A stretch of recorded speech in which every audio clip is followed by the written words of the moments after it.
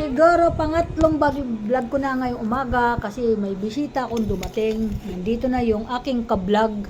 Ang aking apong cute-cute. Natuwa na naman ako dahil pinunta na naman ako. Aking mahal na apo. Halika dito, bebe! Halika. Ayan, tinan mo naman, oh. Tinan mo naman ang bebe ko, oh. Ayan, oh. Ayan. Nagitong ganito, oh, nakabahag. Yung yung diaper niya kasi hindi siya sanay mag-short. Hinuhubad niya kaya diaper. Ayan si aking bebe. Ayan. Bait-bait ng bebe. Hello, follower. Hello, baba. Hello, hello, hello. Hi, hi sa inyo. Lapit na ako binyagan. 23 na, bibinyagan ako. Ayan, araw na lang, linggo na lang, may gitsan linggo na lang. Tingnan mo itong batang to. O, naninipa. Saan kayo punta kapon? Ang hita niya, pura buyag. Napakakinis. Yan, kasi ang lotion niya, ay yan po ay lotion ang binili ng kanyang mami na pinaka maganda sa balat ng lupa. Yan po, ayan, yan. Ayan, tama-tama, tapos na ako magluto, mga busing. Tapos na dinalaw ko ng apo ko, kasi bablog na naman kami. Ayan, ayan. Sabi ko, pakainin mo kasi masarap yung gata.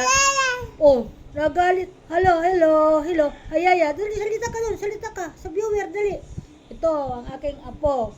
Sabi ko, pakainin mo sa, sa kanin. Sabi nung ni Miki, di pata ko pwede kumain ng gata. Pwede na yan, gata lang yun. Luto-luto naman sa kasariwa yung gata.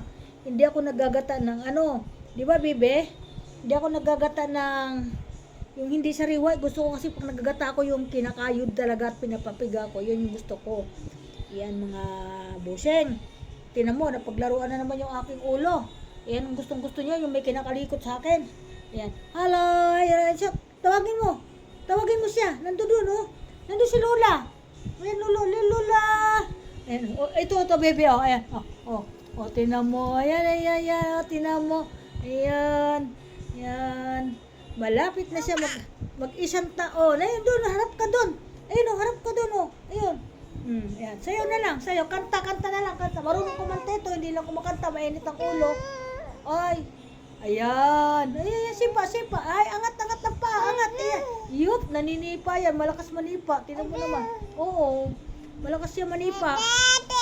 Oh, nagsasalita. Oh, sige, salita, dali. Salita. Hello. Ay, naku, mainit ang ulo ng batang to. Ay, ayun. Oh, nagagalit kasi. Pakainin mo na daw kasi siya. Di ba naman, pwede yun eh. Kumain mo ito na sirla. Kumain yung Pakainin mo isang kanin konti, tapos lagyan mo siya sa buong konti lang.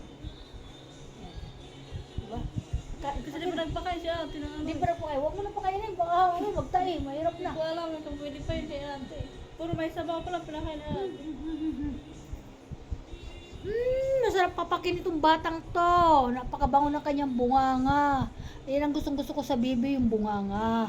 Hinahalikan ko siya. Okay. Ayan oh. Di ka napunta dun eh. Saan ka pupunta dito?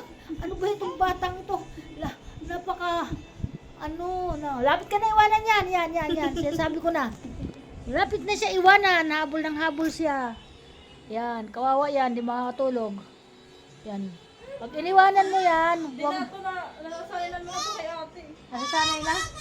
Gusto naman na niya. Yan. Uuwi na si Mickey sa December 26, December 26, yung amin kasama dito sa bahay na mabait.